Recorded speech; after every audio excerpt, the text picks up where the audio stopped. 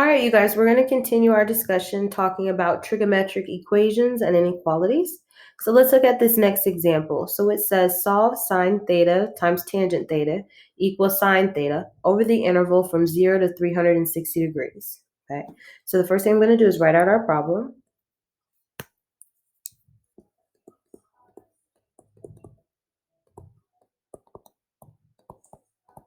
Okay, so we always try to determine if the problem that we've been given is either linear or quadratic.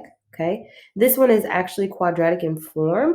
All right, so the first thing I'm going to do anytime you see an equation that has both trig functions on both sides of the equals, the first thing you want to do is set it equal to 0. Okay, you don't want to try to divide anything out or subtract anything, nothing like that. We want one side of our equal sign to be a 0. So this sign that's on the right-hand side of my equation, I'm going to subtract it to the other side. All right, so that's going to give me sine theta times tangent theta minus sine theta equals 0. Okay. Now, notice that this equation that's on the left-hand side has two terms. Okay. So this would be our first term, and this would be the second term. Our terms are separated by minuses or pluses. All right, so I want to look at what both of those terms have in common. So if you're looking at that, remember the second step is to figure out how many trig functions you have present in your equation. For this particular problem, I have two different trig functions. I have sine and I also have tangent. Okay, so I want to try to separate those legally if you want to think about that. If you can use an algebraic technique to legally separate those, do that. All right, be careful. Don't make up math here that doesn't exist. Okay, so one thing that I can do, this sine theta in both of these terms, that's the same thing as the GCF. And we know that the GCF is the same thing as the greatest common factor. Since they both have that in common, I can factor out sine theta.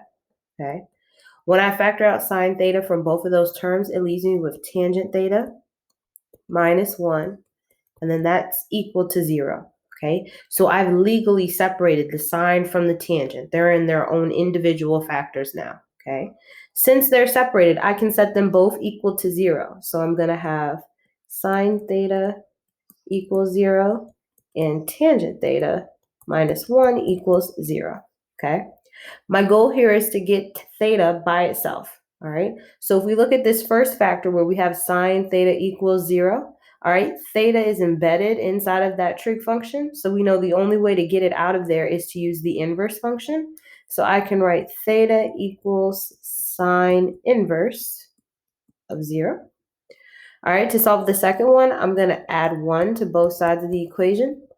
So that's going to give me tangent theta equals 1. And then once again, that theta is embedded in that trig function. So the only way to get it out, I'm going to have to use the inverse.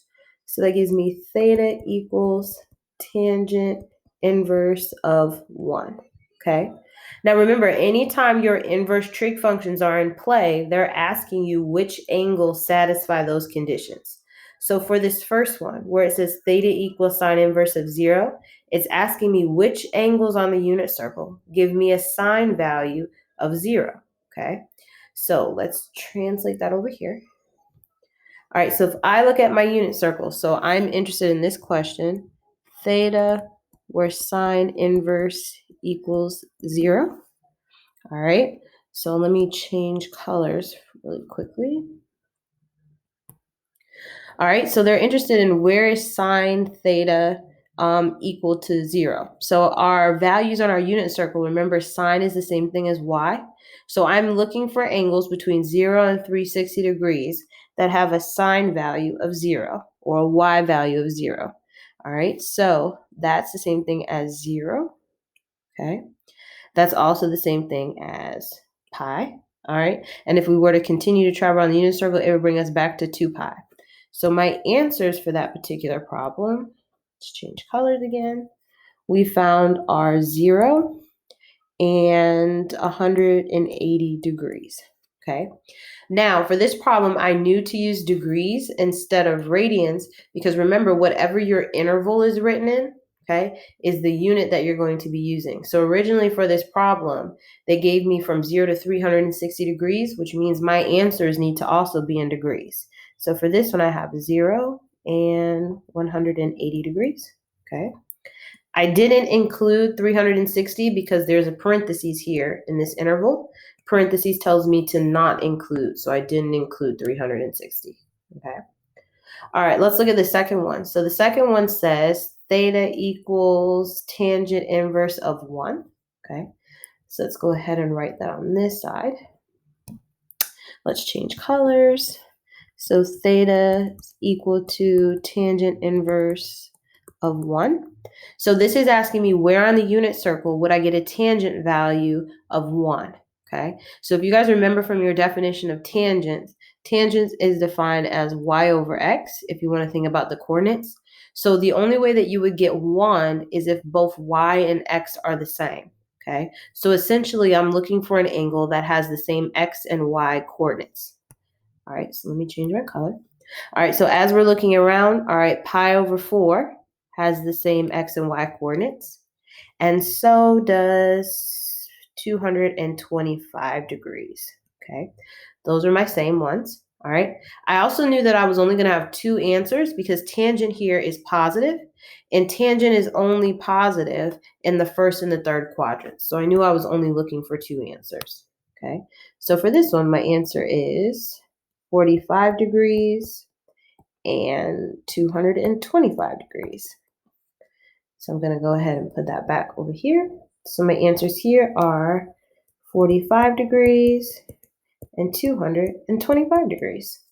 So when they ask me to list my answers for this problem, okay, because when you're done, they're going to have you list them all. You typically list all of your answers from smallest to greatest. So for this answer, theta would be equal to 0 degrees, 45 degrees, 180 degrees, and 225. Okay, so you're going to list them from smallest to greatest. Cool?